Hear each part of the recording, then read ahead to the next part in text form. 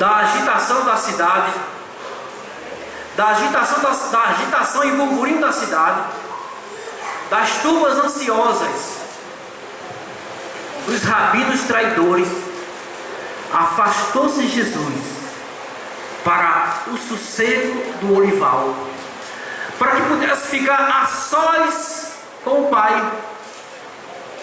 E a Bíblia fala que de manhã bem cedo ele regressa para o templo.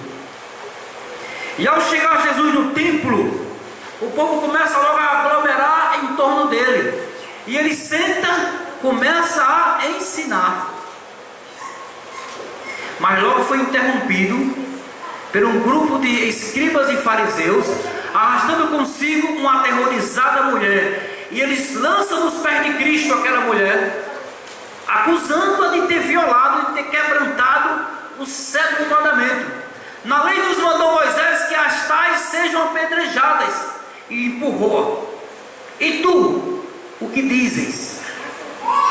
E Cristo, quando viu aquela cena, ele contemplou aquela mulher aterrorizada, sabia que ia morrer, sabia que ia ser apedrejada.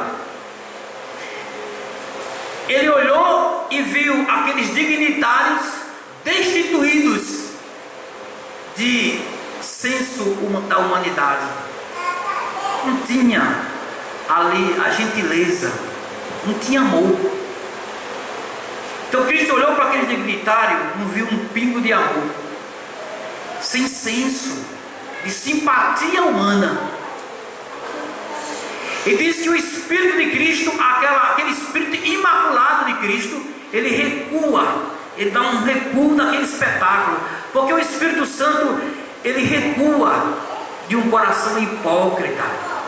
O Espírito Santo, ele recua de um coração mentiroso. Ele não fica. O Espírito Santo recuou, porque não via simpatia humana, não tinha simpatia humana. Então Jesus, ele começa agora a escrever no chão. Aquele dedo que escreveu os 10 mandamentos, Moisés, traga 2 tábuas que eu vou escrever com o meu dedo os 10 mandamentos. E ele escreve 6 em uma tábua e 4 em outra. O mesmo dedo que escreveu, não adulterarás, estava escrevendo no chão agora. O que foi que Jesus escreveu no chão naquele dia? O que foi que Cristo escreveu no chão? Quem sabe dizer? O que foi que Jesus escreveu no chão naquele dia? Os 10 mandamentos? Amém. O que foi que Jesus escreveu no chão, irmão? Alguns dizem que os pecados. Está escrito, desejado. O capítulo é por entre os laços. Cristo escreveu o pecado deles. Diz que eram pecados secretos do coração, guardado. Cristo bota à tona agora, escreve lá. E Cristo arrebata aqueles fariseus com as próprias armas dele. Porque, meus irmãos, aqueles homens que estavam acusando a mulher, diz a lei que eles tinham que ser os primeiros a lançar pedra. As testemunhas da vítima, que levava a acusação, tinham que ser os primeiros a lançar pedras. Só que ele estava envolvido. Porque eles fizeram um laço para pegar Cristo. Olha, tu vai induzir aquela mulher. Ela foi induzida, arrastada, induzida. Tu vai, convence ela. No ato, a gente chega e fraga. Só que a intenção deles era o quê? Pegar Cristo. Se Cristo absolvesse essa mulher, nós vamos o quê? Acusar ele de estar violando a lei de Moisés. E se ele mandar matar a mulher, a gente entrega ele aos romanos. Porque só quem pode mandar matar são os romanos. Só ele que tem a sanção para mandar matar. De todo jeito a gente pega ele. É hoje que a gente pega. Então armaram uma cilada para Jesus. Só que o Espírito Santo em Cristo falou tudo. Eles estavam envolvidos. E outra coisa, era dever do marido mover ação contra ela. Ela era casada, não era Maria Madalena, viu? Não era Maria Madalena. Muitos querem dizer, não, Maria não tem nada. Maria Madalena era solteira. Esta mulher fala, a mulher adulta, ela era casada. Então quem deveria mover ação contra ela era o marido.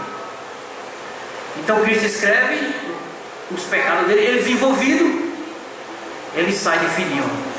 Quem não tem pecado, seja o primeiro a tirar a pedra. Lançaram pedra, fugiram, porque eles eram piores do que ela. Quando uma pessoa vai te acusar, ele é a mão de Satanás. A Bíblia fala, Apocalipse 12, versículo 10. Satanás é o acusador dos irmãos. Ele que vem acusar. E pior, irmão, que ele é pior do que você. Muitas vezes a pessoa está apontando o seu pecado, está condenando. Ele é pior. Teve um homem que fez um banquete chamado Simão, de Betânia, e dá um banquete. Jesus estava lá no banquete. Aí entra Maria Madalena. Maria Madalena estava lá enxugando os pés de Cristo. Este homem não é profeta. Julgou Cristo, condenou. Este homem fosse profeta, não deixaria essa prostituta lavar os pés, enxugar os cabelos. E Cristo, lendo o coração dele, ele era pior, que ele era tio dela, e ele tinha induzido ela ao pecado. Ele que planejou tudo para ela levar ela para a prostituição. Por isso que Cristo fez uma parábola que 2 devedores não tinha como pagar. Um devia 500, um devia 50. Ele era o pior, irmão, e querendo acusar. Então Satanás, ele é acusador dos nossos irmãos, certo? Ele é. Vou agora passar aqui pra gente, para mostrar.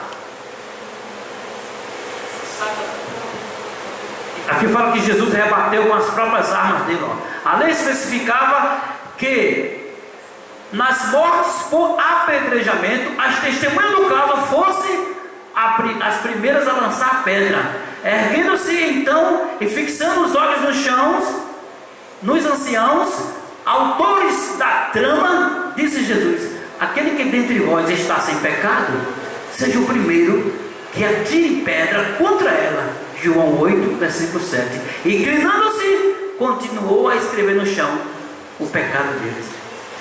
Amém, que aquela mulher estava nas mãos de um Deus de misericórdia, um Deus que perdoa, um Deus que a especialidade de Jesus é perdoar. Se você veio nessa noite para cá, quem sabe, nessa noite, nessa manhã, quem sabe acusado, né? Às vezes acabrunhado, Cristo está hoje para te perdoar. Assim como aquela mulher estava aterrorizada, ela saiu abençoada. Cristo não escreveu o pecado dela, Cristo escreveu ali o perdão dela. Glória a Deus por isso. Aleluia. Então aqui diz que uma ilustração muito viva para nós é Zacarias 3. Zacarias 3, se você for ler, Zacarias, o profeta, ele teve uma visão. E nessa visão ele viu o sumo sacerdote Josué orando a Deus, pedindo que Deus cumprisse a promessa da restauração dos muros de Jerusalém, do templo. Ele estava orando. Quem chegou para acusar ele? Satanás. Satanás chega acusando ele. Ele baixa a cabeça, assim como aquela mulher baixou a cabeça. O diabo chegou acusando, mostrando os pecados deles. Vocês querem que Deus cumpra a promessa com vocês? Olha os pecados de vocês aí, ó. Ele baixou a cabeça, só que ele foi buscar em Cristo. Amém por isso, irmão. Que tem Cristo. Diz lá o texto de Zacarias capítulo 3, versículo 1, que ele suplica a Cristo. E Cristo faz o quê? Manda tirar as vestes sujas. A profetisa Ellen White diz que essa profecia de Zacarias 3 é um simbolismo que vai acontecer com você nos últimos dias. Acredita? Ali ela fala que o cumprimento daquela profecia vai ser no remate da expiação. O que é o remate da expiação? É no acabamento da expiação. Está entendendo? No acabamento da expiação.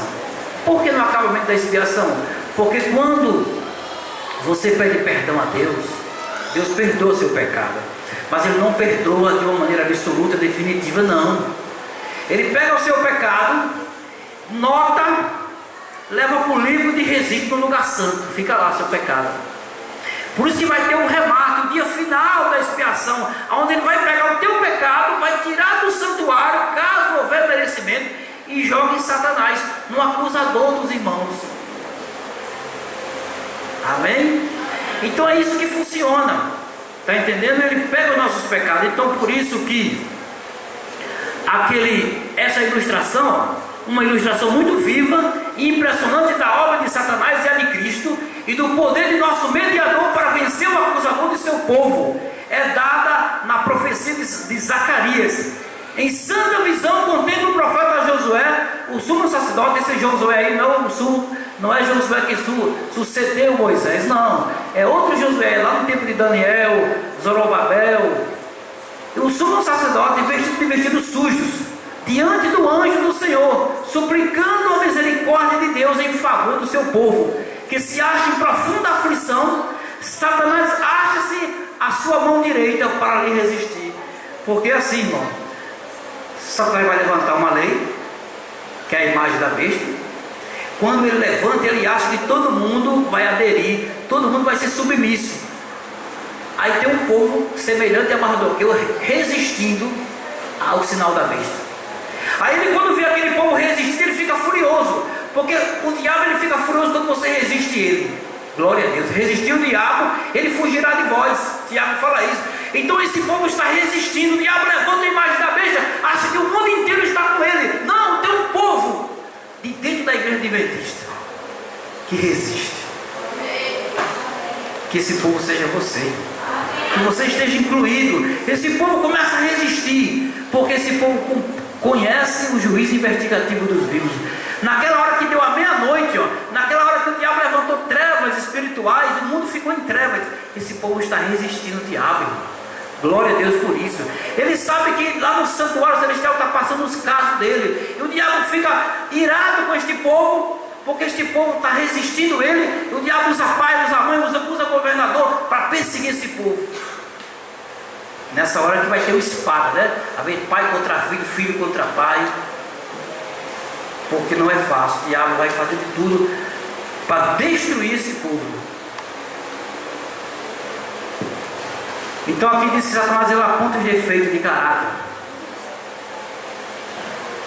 A visão de Zacarias relativa a Josué e ao anjo aplica-se com força particular à experiência do povo de Deus no remate do grande dia da expiação. Pode dar um foco aqui. A igreja remanescente será levada à grande prova e aflição. Os que guardam os mandamentos de Deus e têm a fé de Jesus sentirão a ira do dragão e suas hostes. A visão que Josué e o anjo teve, a visão que Josué e o anjo teve Zacarias se aplica com particular força à experiência do povo de Deus nas cenas finais do grande dia da expiação. A igreja remanescente será levada então à grande prova e angústia. Amém? Então Satanás faz de tudo para matar esse povo. É uma angústia, porque essa angústia nós vamos passar. Nós vamos passar nessa angústia, irmão, porque é uma lei dominical contra a gente. Além de ter uma lei contra você, lá no céu você sabe que teu nome vai passar em revista. Ou teu nome fica no livro da vida, ou teu nome sai. Por isso que o profeta Amós, capítulo 5 de Amós, versículo 18, escreveu sobre isso. Para que quereis vós o dia do Senhor? Para quem você quer o dia do Senhor? Dia de trevas será, não dia de luz.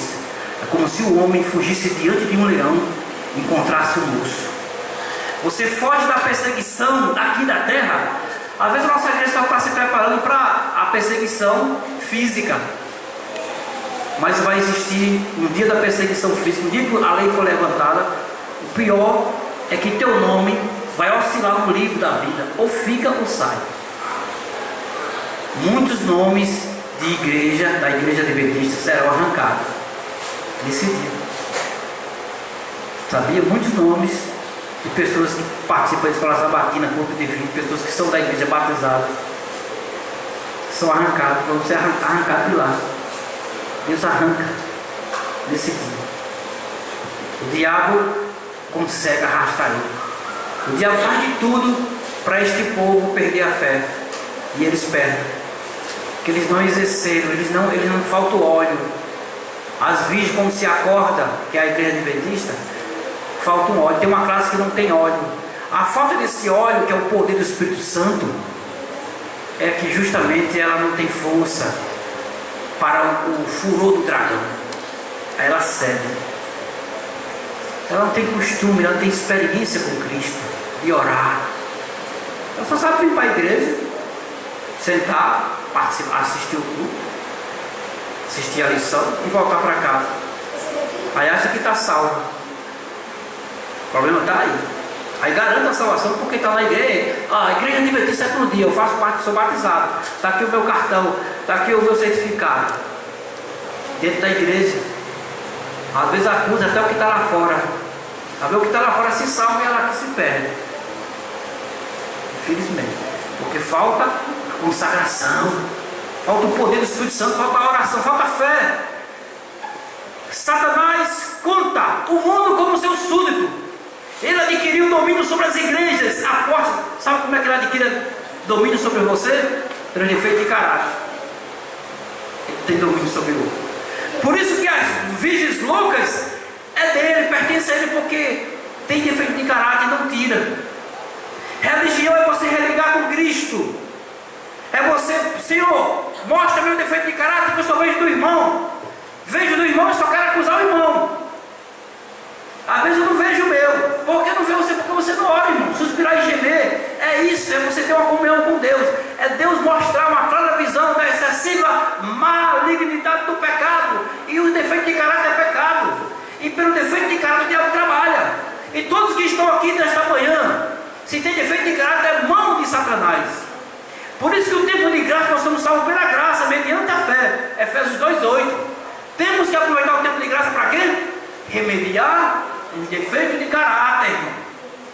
Não adianta ser adventista e estar o ano passando, vai entrar para 2024 e vai continuar do mesmo jeito. Não, bota uma pedra, suplique, Senhor, purifica o meu caráter, me transforma, cria em mim um coração puro, renova em mim um espírito inabalável, dá em mim um espírito inabalável. Por quê? Porque o nosso coração é má.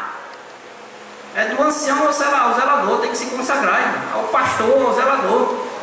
Todos têm, que são destituídos da graça. Todos pecados. Todos precisam de quê? De Cristo. Todos precisam. Não é só o batismo que vai te salvar, não. É a comunhão com Cristo. Para Esther conseguir a bênção, foi 3 dias sem comer, orando. Para o rei assinar o decreto, Daniel teve que orar 21 noites, 21 dias, para que o primeiro rei que deu o decreto foi o rei, esqueci o nome dele, ele lembra lá em Isaías, está escrito sobre ele, Ciro. Era ali, ó, Daniel orando.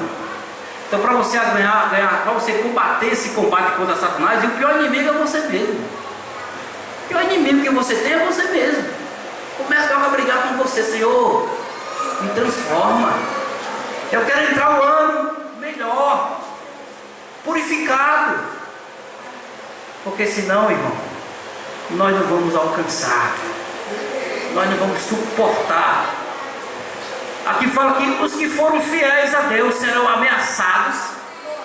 Você vai ser fiel a Deus? O que você vai ganhar? Você vai ser ameaçado, denunciado, proscritos, serão entregues pelos pais. Tem que ter fé, senão você abandona. O pai entregando o filho, irmão, está na Bíblia. Serão entregues pelos pais e irmãos e parentes. Dá para aguentar um negócio desse? Até mesmo a morte é o furor do dragão.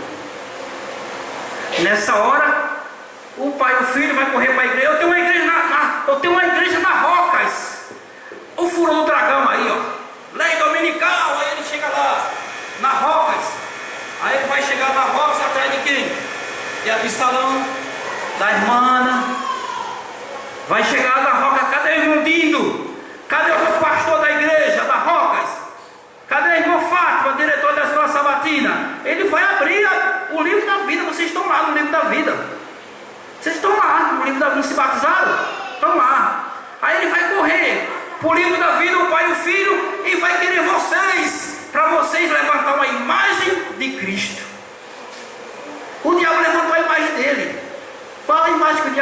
foi. O que é imagem? Imagem é o caráter, irmão. Imagem, Deus fez uma imagem e semelhança. A imagem não é uma imagem literal, a imagem é o caráter. Por quê? Porque no século XVI a imagem da besta era matar as pessoas que fossem contra os dogmas dela. Isso é a imagem que vai voltar. Está contra os dogmas da Igreja Católica? Joga no purgatório, mata, bota nas arenas aí, mata. E essa mesma imagem, esse mesmo caráter vai voltar. Está aí, ó. Irmão contra irmão, pai contra pai. O diabo, fúria, com a fúria do diabo, a fúria do dragão. Até morte, irmão. Parentes, amigos, até mesmo morte. Lucas capítulo 22, 15. Sua única esperança está na misericórdia de Deus. Aí não tem Daniel, não tem ninguém. Aí vai ter o quê? Aí vai ter fé. Nessa hora, você vai ter que ter o que? Fé. Aí cadê a tua fé? Nessa hora. A fé dos jovens, desbravadores, que é acostumado a subir montanha, entrar dentro de mato. Nessa hora Deus vai dizer, cadê meus jovens desbravadores? Tem fé para encarar a fúria do dragão? Aí ele vai precisar de você. Aí nessa hora tem que ter fé, irmão. A única esperança é fé. O sumo sacerdote Josué estava orando. Senhor, dá a tua bênção, Senhor. Restaura o muro de Jerusalém. Fazia 20 anos nada. Restaura o templo. Aí o diabo chegou, ó. Olha os teus pecados aqui. Olha os teus pecados. Isso vai acontecer. Você sabendo nessa hora que está o pai e o filho passando o teu caso em revista. Ou teu nome fica ou teu nome sai. E o diabo acusando você para você perder a fé. Você perder a fé. Aí você tem que ter fé nessa hora para teu nome ficar lá. Que aí daquele que o nome for arrancado. Aí por isso que é vida como ladrão. Que eu vou explicar lá na igreja de Cristo. Primeiro sábado de janeiro. Vou explicar o que é vida como ladrão. Que a vez nem a nossa igreja sabe o que é isso. E eles vão aprender. Né? Vinda como ladrão. Não é arrebatamento invisível, também não é a volta de Cristo em glória. É o juízo investigativo dos vivos, quando aceitam-se nomes e rejeitam-se nomes. Porque nessa hora da crise, que vem um vendaval, a palha voa. Fica só o trigo. Sabe por que eu prego sempre isso? Porque está para acontecer. COP 30 vai ser no Brasil. Acabou agora a COP 28. A 29 vai ser não sei aonde. A 30 vai ser aqui em Manaus. E o que eles querem na COP 30? O que eles querem?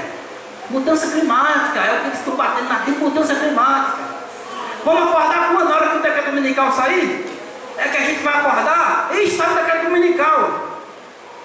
Na hora que sai o decreto dominical, Satanás começa a dar o poder dele forte, ungir como dragão. E quando ele começa a ungir, você tem que ter força espiritual para você aguentar. Uma vez eu fui tirar um espírito de uma mulher lá em Jacundá, no Pará. Ela estava endemoniada, segurando ela. O único crente que me chamaram, eu fui. Na hora que eu segurei nos braços, quando abriu a boca que falou, irmão, você corre. Você corre, você não aguenta.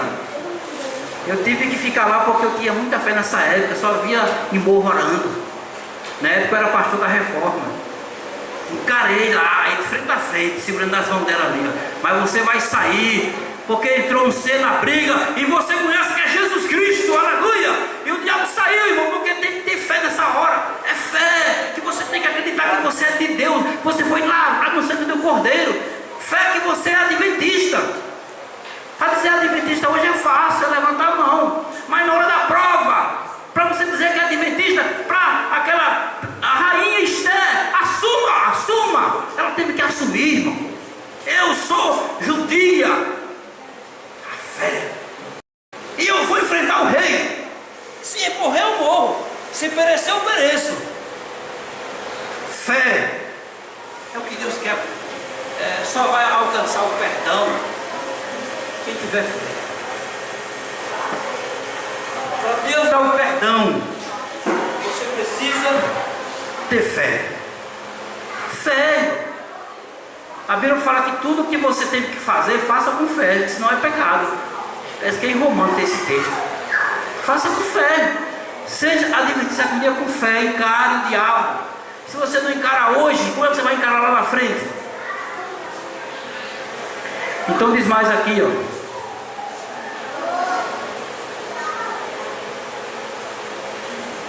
Satanás sabe que os que buscam o perdão e a graça de Deus os obterão. Você sabe disso. Por isso que ele faz para você não buscar o perdão.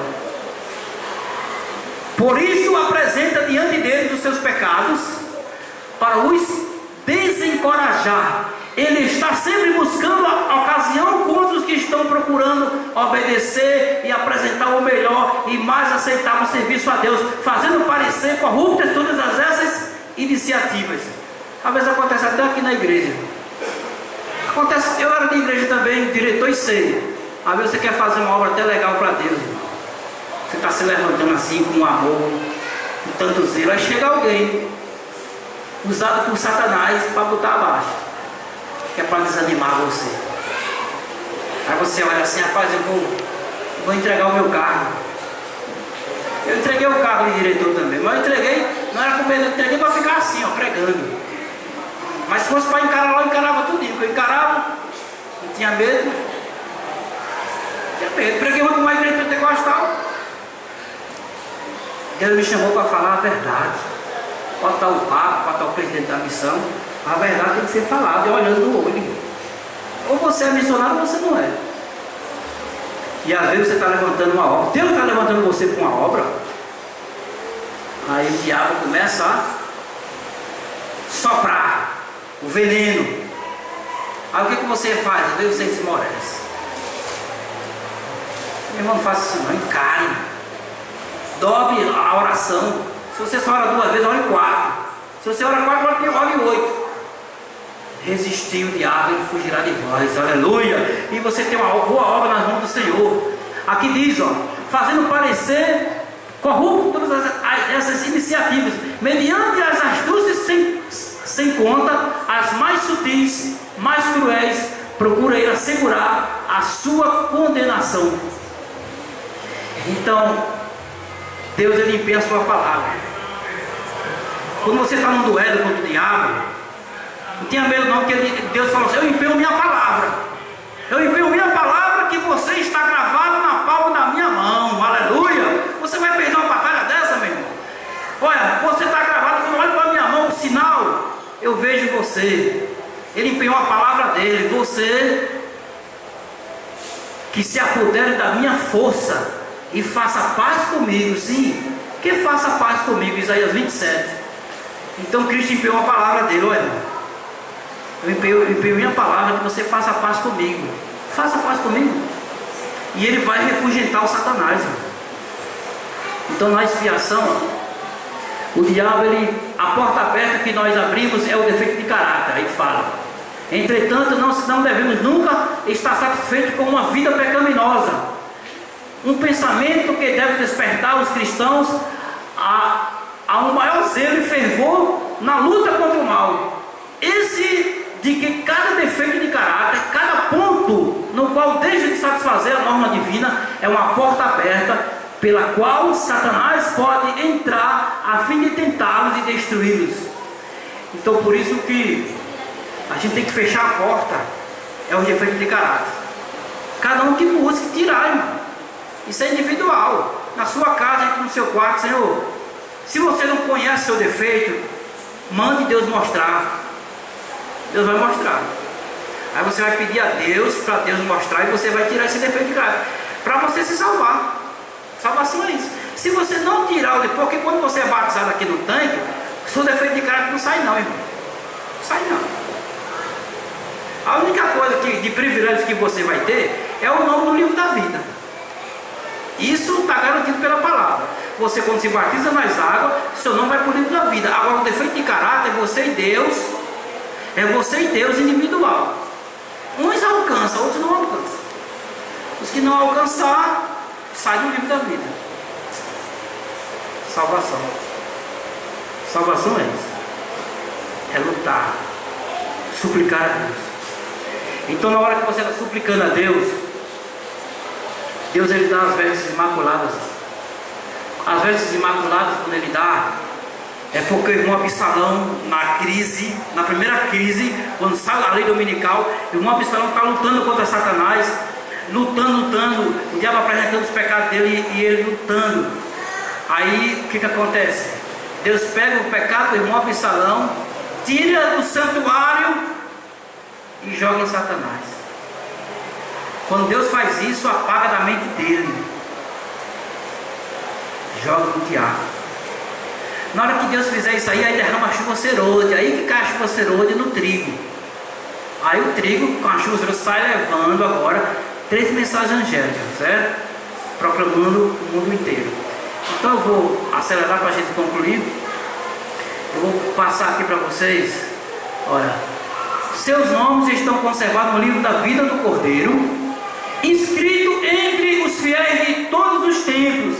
Eles resistiram aos ardis do enganador, não deixaram sua lealdade a Deus por causa do rugido do dragão. Agora estão eternamente livres dos enganos do tentador. Seus pecados são transferidos para o originador do pecado. Uma mitra limpa lhe é posta na cabeça. Isso cumpre quando? Quando ele pega o pecado da irmã Ana, joga em Satanás e o nome dela é conservado no livro da vida. Aí ela recebe a chuva serôdia. Aí ela vai pegar a mensagem, a segunda e a terceira mensagem, nos 4 cantos da terra. Então isso aí é vida como ladrão. Porque uns arranca do livro da vida e outros ficam. O que é arrancado do livro da vida, porque ele veio como ladrão. Porque a pessoa não entendia esse assunto. Né? O diabo rugindo aqui, e ele aceitou o rugido do diabo, e ele foi arrastado pelo miado de Satanás. Então eu vou encerrar. Na hora que Satanás está acusando a gente, os anjos estão passando o selo de Deus, simbolicamente, que o selo é o Espírito Santo. Enquanto Satanás tem estado a fazer as suas acusações, anjos santos, invisíveis, estão passando de um lado para o outro, pondo sobre os fiéis o selo do Deus vivo. Estes são os que estarão sobre o monte Sião, com o Cordeiro, tendo o nome do Pai escrito nas suas testas. Eles cantam o cântico novo diante do trono. Esse cântico que ninguém pode aprender, a não ser os 144 mil que são remidos da terra. Eles são remidos. Estes são os que seguem o Cordeiro para onde quer que o Cordeiro vai. Estes são os que dentre os homens foram comprados como primícias para Deus e para o Cordeiro, e na sua boca não se achou engano, porque são irrepreensíveis diante do trono de Deus. Aleluia.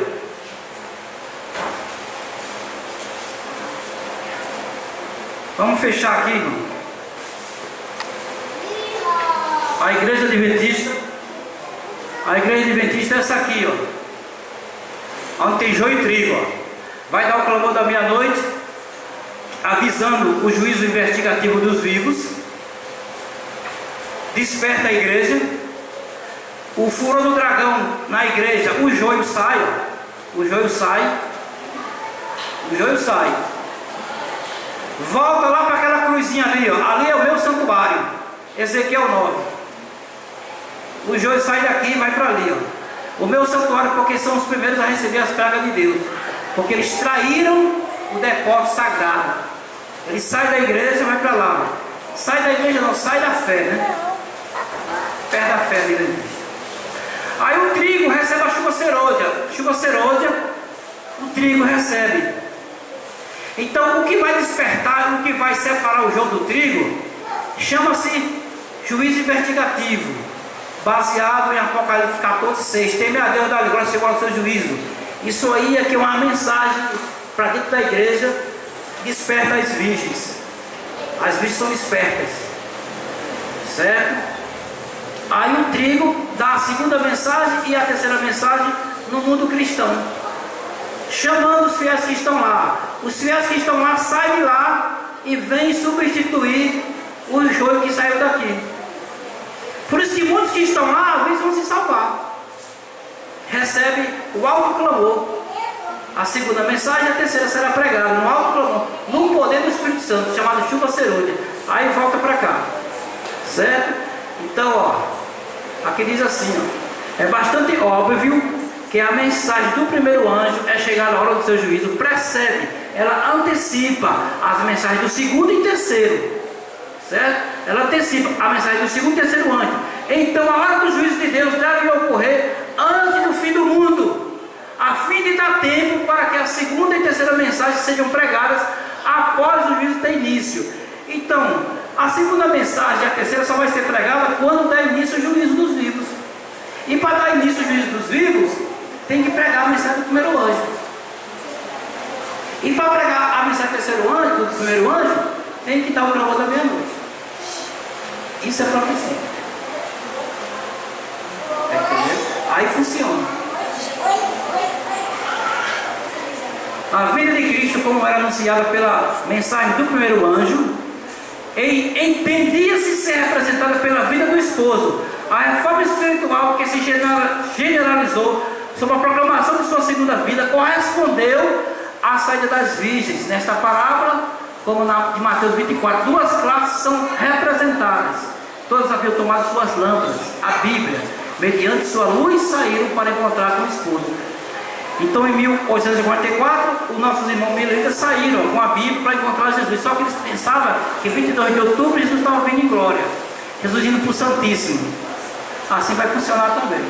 Ele vai no Santíssimo de novo julgar os vivos. Quando ele for de novo julgar os vivos, aí avisa para a igreja. Ele está julgando os mortos lá. Ele opera em ambos os compartimentos. No Santíssimo, julgando os mortos. No vivo, no santo, ele faz ainda a intercessão por nós no santo. Porque no santo existe um altar de intercessão diária. E no Santíssimo um altar de intercessão perpétua. Por isso que lá no Santíssimo ele está dando já a sentença para os mortos. Para nós que somos vivos ainda está no santo. Aí quando ele for de novo lá, ele vai avisar a igreja que ele vai começar o juízo dos vivos. Quando ele vai avisar, aí pega muito de surpresa. Então eu vou terminar contando aqui uma história que eu escrevi aqui. Vou ver se eu lembro dela. Um homem, ele queria vender um sítio. Ele saiu na rua para vender o sítio dele, para anunciar no jornal o anúncio. Aí ele vai na rua e encontra Olavo Bilac, poeta Olavo Bilac. Olavo Bilac, por favor, escreva aí o anúncio para eu colocar no jornal. Eu vou vender o meu sítio, o sítio que o senhor conhece muito bem. O senhor poderia descrever o anúncio que eu quero botar lá no jornal? Aí o Olavo Bilac disse, pois não. Pegou a caneta e o papel e ele escreveu: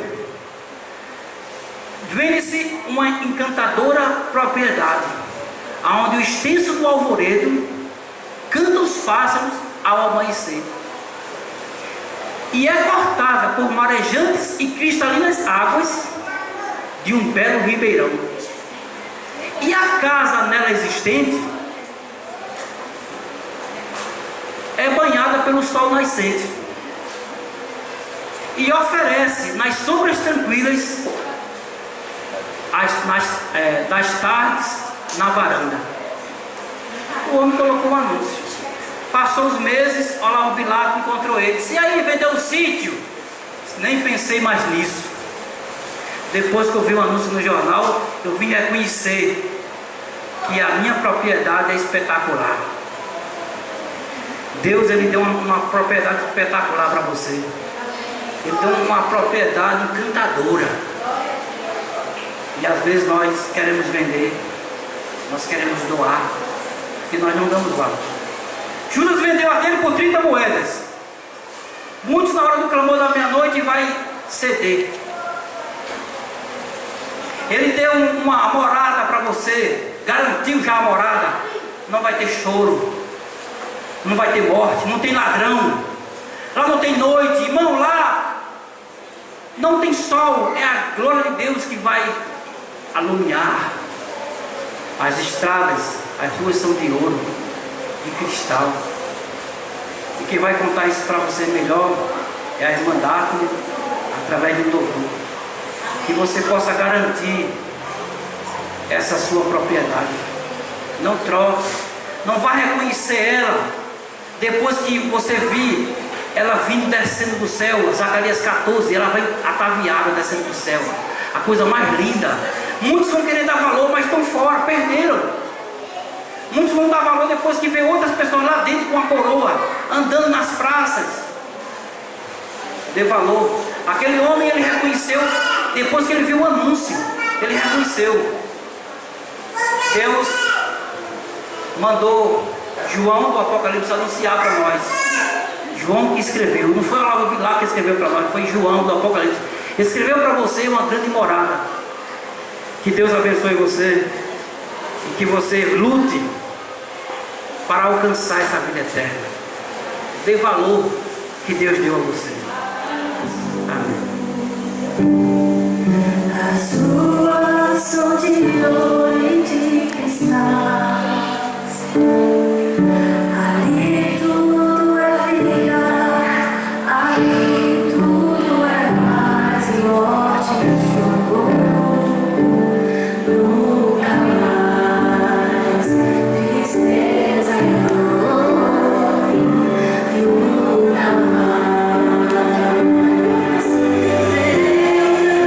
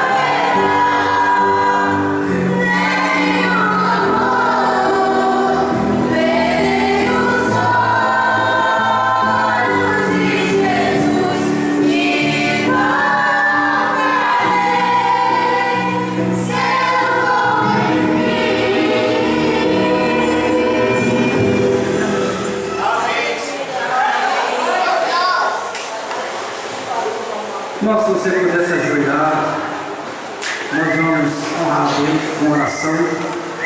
Vamos ficar no joelho.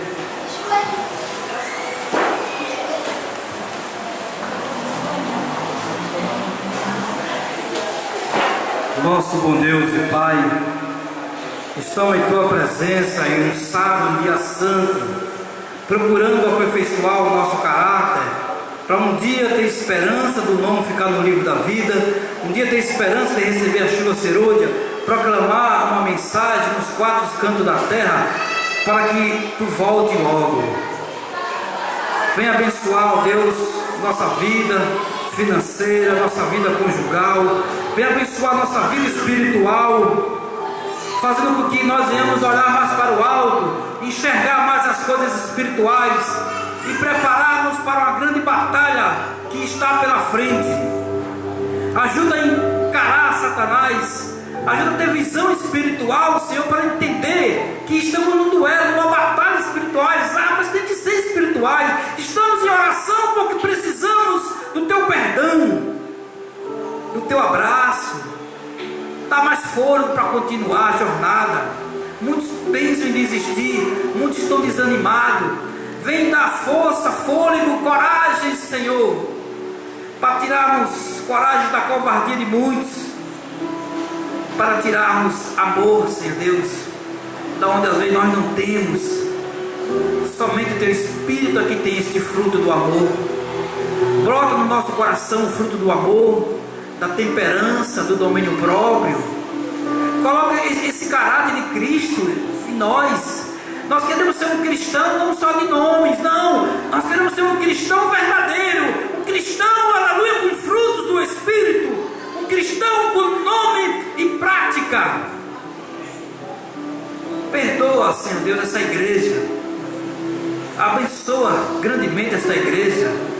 Faz essa igreja acordar e saber que a luta é contra principados e potestades. Entender que eles precisam se unir a cada dia para ganhar almas para o Teu reino, para dar coroa de vida eterna para muitos que estão lá fora, Senhor. Ajuda a ganhar nossa coroa, ajuda a zelar pela nossa coroa, a zelar por essa grande obra magnífica que Tu tem para nós, que é levar a mensagem nos quatro cantos da terra. Ajuda a ganhar essa mansão celestial. Tu mandasse João escrever, Olavo Bilac escreveu uma mansão, um sítio encantado, e João do Apocalipse escreveu para nós uma morada eterna. E que esta morada eterna nós não venhamos jamais vendê-la, nem dar, que nós venhamos conservá-la, para que seja morada minha, deles, para que seja morada das nossas famílias, morada dos nossos irmãos eternamente.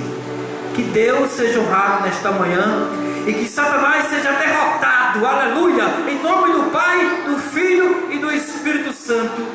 Amém. Glória a Deus.